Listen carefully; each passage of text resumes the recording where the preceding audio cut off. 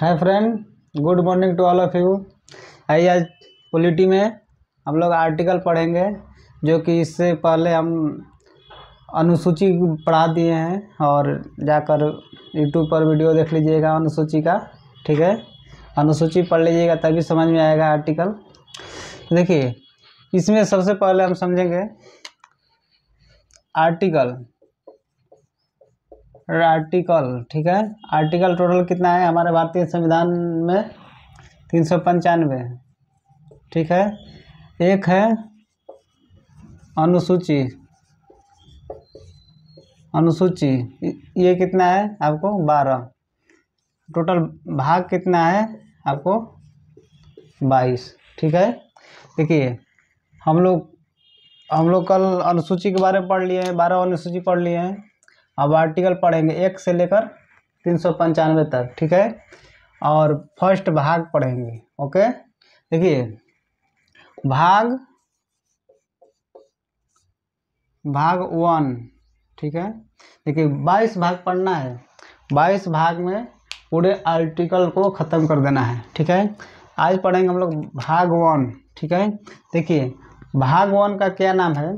देखिए हर 22 भाग है, 22 भाग का अलग अलग नेम है और उसी के अंदर में आर्टिकल पढ़ना है। आर्टिकल मतलब अनुच्छेद। अनुच्छेद को इंग्लिश में क्या बोलते हैं?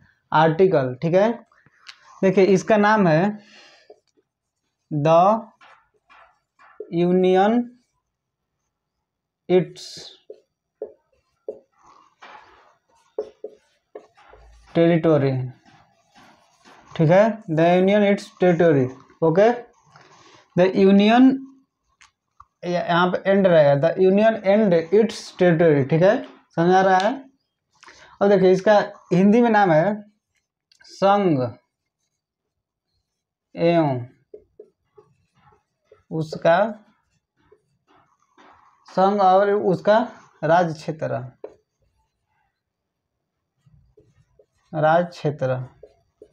ठीक है, संघ और उसका राज्य क्षेत्र। ठीक है, राज्य क्षेत्र। समझ आ रहा है? देखिए भाग 1 का नाम है the union and it's territory. इसको हिंदी में बोलते हैं संघ एवं उसका राज्य क्षेत्र। ठीक है, इसमें पढ़ना है भाग 1 में। देखिए भाग 1 में पढ़ना है हम लोग को आर्टिकल 1 से लेकर 4 तक। इसको भाग 1 में पढ़ना है।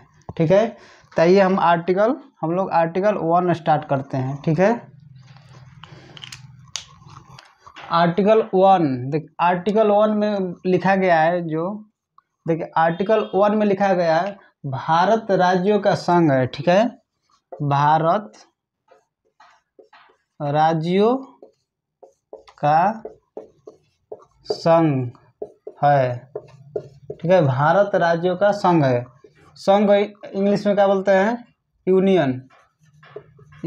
ठीक है, हम लोग भारत में यूनियन चलता है। संघ मतलब भारत राज्यों का संघ है, सभी राज्य को मिलाकर भारत है। ठीक है, भारत के अंदर में सभी राज्य आते हैं, जो 28 राज्य हैं सभी राज्य आते हैं। ठीक है, देखिए एक चलता है यूनियन जो कि भारत में चलता है। ठीक है, दूसरा होता है आपको कॉन्फेडरल। देखिए तीसरा का होता है आपको फेडरल। आपको समझा देते हैं। देखिए यूनियन मतलब कि संघ, मतलब कि सेंट्रल गवर्नमेंट इसका हेड रहेगा। ठीक है, केंद्र सरकार।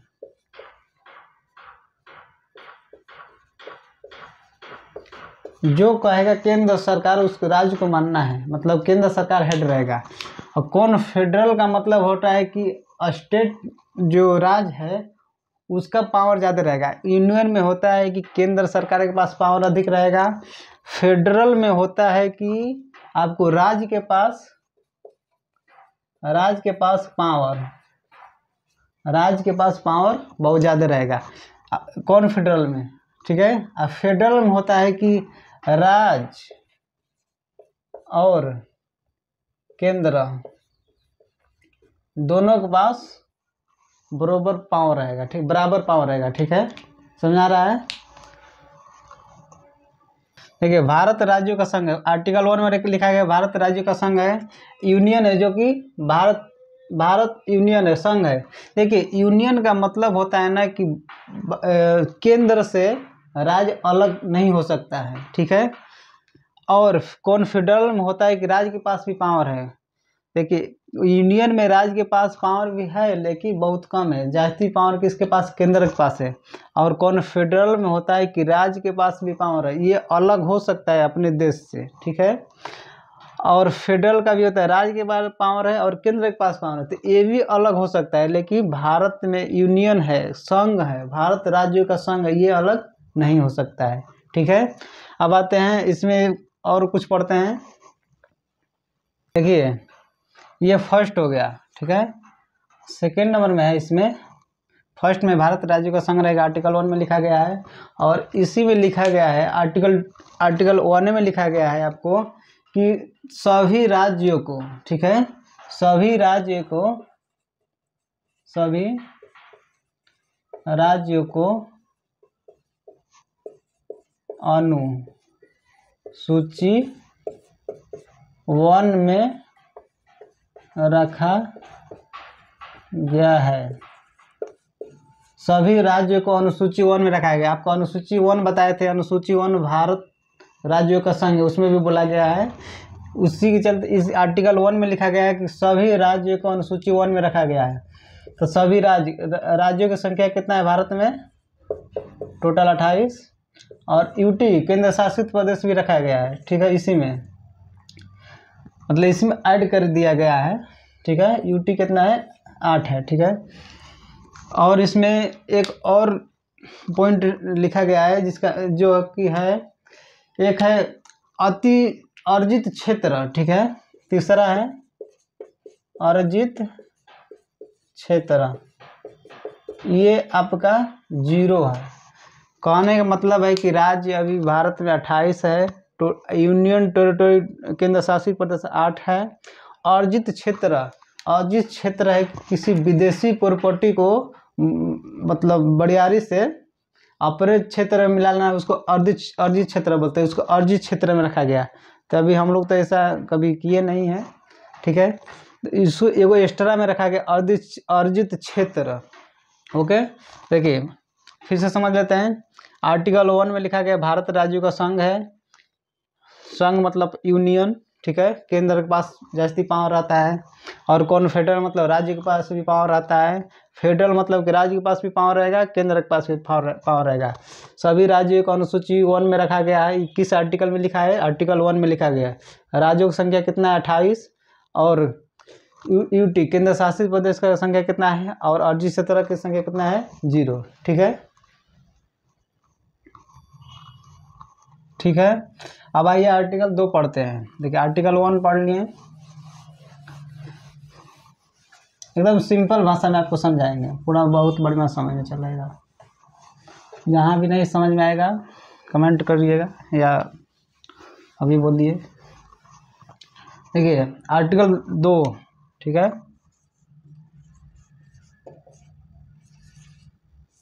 आर्टिकल 2, ठीक है। आर्टिकल 2 में बोला गया है कि संसद, ठीक है, संसद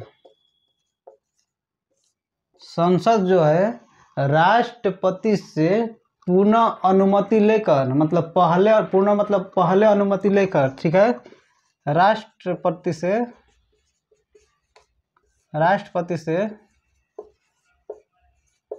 पूर्ण अनुमति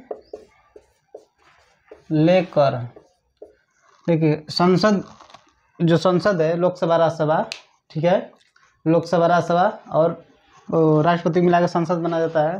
देखिए संसद को बोलना है, संसद इसमें आर्टिकल 2 में लिखा गया है कि संसद राष्ट्रपति से पूर्ण अनुमति लेकर किसी विदेश को, ठीक है, किसी विदेश को अपने देश में मिला सकता है, ठीक है। एग्जाम्पल में आप लोग देखे होंगे सिक्किम को संशोधन कर, ठीक है, सिक्किम को 38वां संशोधन कर, ठीक है, 38वां संशोधन 38वां संशोधन कर 1974 ईस्वी में 1974 में आपको 22वां राज्य का दर्जा दिया गया। ठीक है, 22वां राज्य का दर्जा दिया गया। ठीक है, देखिए इसमें बोला है संसद हस्तक्षेप नहीं करेंगे। संसद पहले अनुमति ले लिया जाता है कि हम इस देश के राज्य को, इस देश को हम अपने राज्य में, हम अपने देश में मिलाना चाहते हैं। तो संसद राष्ट्रपति से पूरा अनुमति लेकर किसी भी विदेश को अपने देश में मिला सकता है, लेकिन वो देश भी सहमत होना चाहिए कि हाँ आपके देश में हम मिलना चाहते हैं। ठीक है, उस देश को भी सहमत होना जरूरी है कि हम आपके देश में मिलना चाहते हैं। अगर कोई देश सहमत है कि हम आपके देश में, भारत में मिलना चाहते हैं, तो आर्टिकल 2 के तहत संसद राष्ट्रपति से पूरा अनुमति लेकर, पूरा परमिशन लेकर आपको भारत में मिला सकता है। ठीक है, एग्जाम्पल में सिक्किम है। सिक्किम 38वां संशोधन करके 1974 में आपको 22वां राज्य का दर्जा दिया गया है सिक्किम को। ठीक है, अब आइए आर्टिकल 2 हुआ, आर्टिकल 3 पढ़ते हैं। ठीक है, समझ में आ गया? नहीं समझ में आएगा तब वीडियो एक बार पॉज कर अच्छा से देख लीजिएगा और सुन लीजिएगा। देखिए आर्टिकल 3,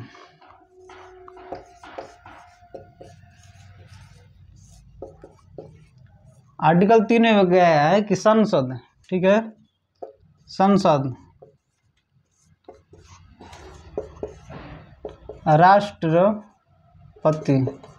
राष्ट्रपति से पूर्ण अनुमति लेकर किसी राज्य का नाम और सीमा, और इसमें दिया गया क्षेत्र। ठीक है, नाम, सीमा, क्षेत्र में परिवर्तन कर सकता है।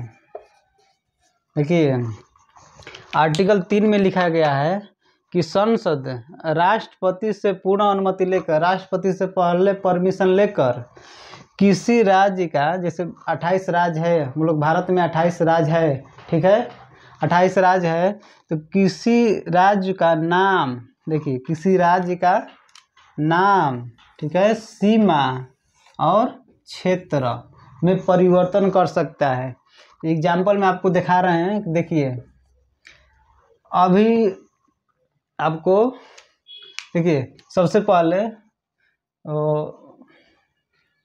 मध्य प्रदेश ले, एमपी से, ठीक है, छत्तीसगढ़ अलग हो गया था। कब? छत्तीसगढ़ अलग है तो 1 नवंबर 2000 को, 1 नवंबर 2000 को मध्य प्रदेश से छत्तीसगढ़ अलग हुआ था। ठीक है, और दूसरा आपको उत्तर प्रदेश से उत्तराखंड, ठीक है, उत्तर प्रदेश से उत्तराखंड भी अलग हो गया है आपको 9 नवंबर 2000 को। ठीक है, और बिहार से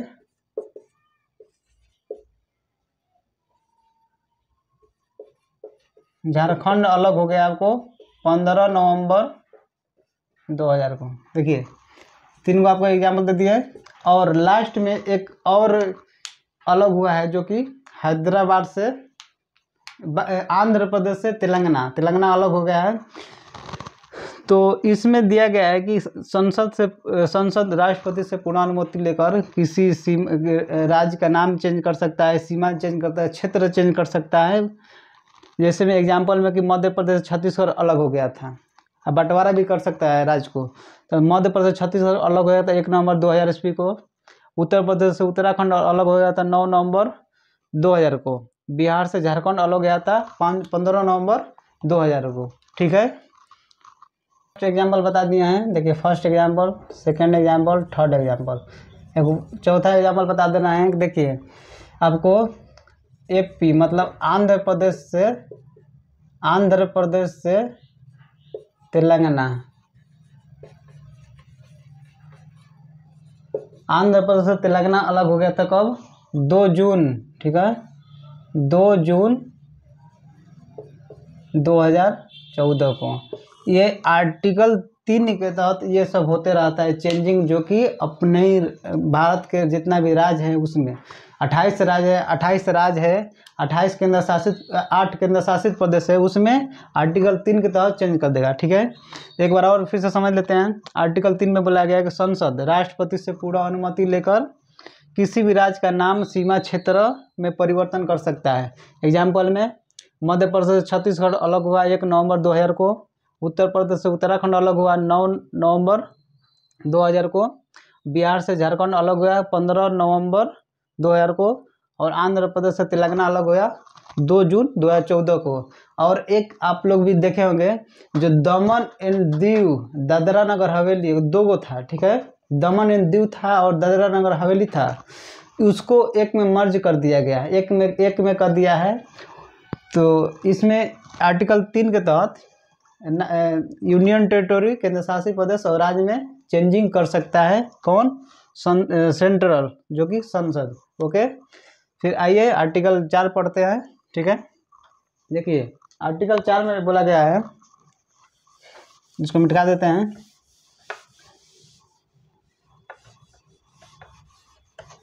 आर्टिकल 4 में बोला गया है कि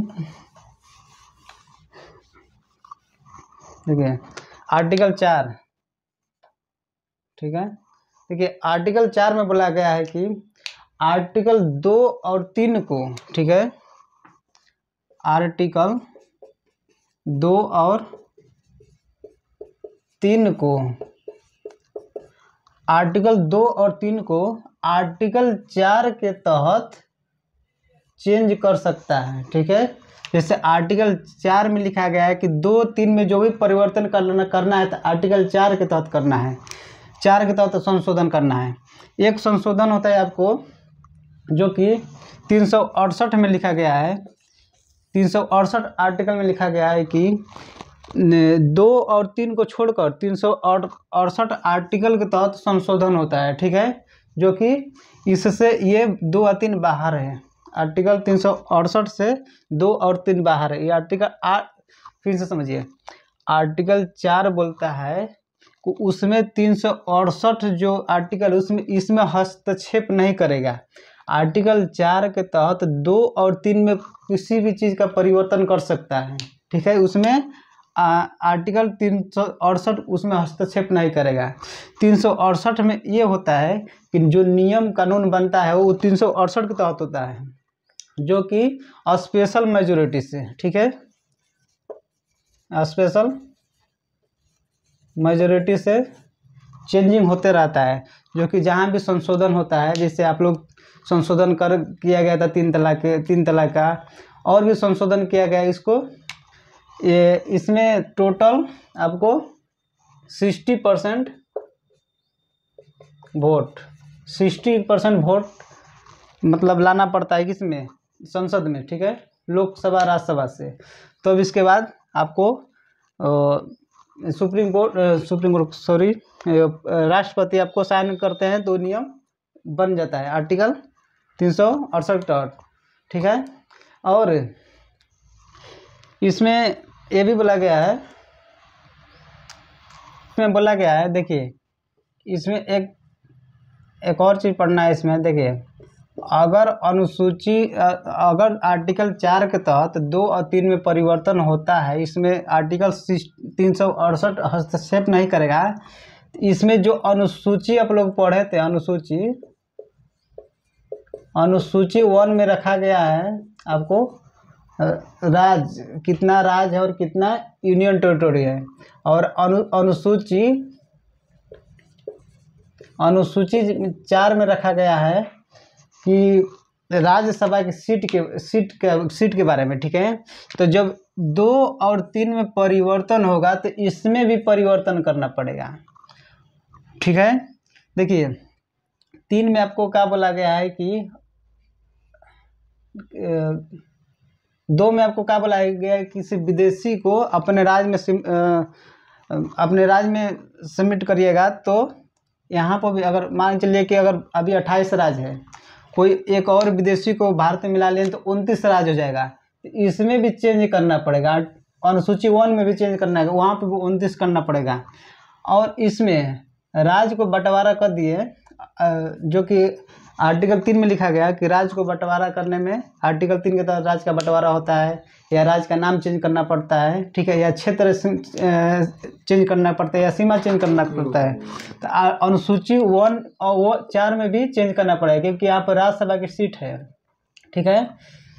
तो ये दोनों अनुसूची 4 और 1 में भी चेंज करना पड़ेगा, अगर 2 चीज़ में चेंज करिएगा तो, ठीक है। तो आपको समझ में आ गया होगा। आर्टिकल 4 के तहत 2 और 3 में परिवर्तन कर सकते हैं। इसमें 368 आर्टिकल हस्तक्षेप नहीं करेगा, क्योंकि इसमें स्पेशल मेजोरिटी से कानून बनता है, ठीक है। तो आर्टिकल 1 समझा दिए, भारत राज्यों का संघ है, ठीक है, जिसमें उसमें ऐड है 28 राज्य है, और आपको 8 यूनियन टेरिटोरी है। दूसरका में है कि आपको किसी विदेशी को भारत में मिला सकते हैं, आर्टिकल 2 में है। आर्टिकल 3 में है कि संसद चाहेगा तो राष्ट्रपति से पूर्ण अनुमति लेकर किसी राज्य का नाम, सीमा और क्षेत्र चेंज कर सकता है, ठीक है। आर्टिकल 4 में है कि 2 और 3 को चेंज 2 और 3 आर्टिकल 4 के तहत चेंज होगा, ठीक है। नेक्स्ट क्लास में पढ़ेंगे आर्टिकल 5 जो कि नागरिकता से संबंधित है, और आर्टिकल 5 से 11 तक पढ़ेंगे नेक्स्ट क्लास में। तब के लिए थैंक यू।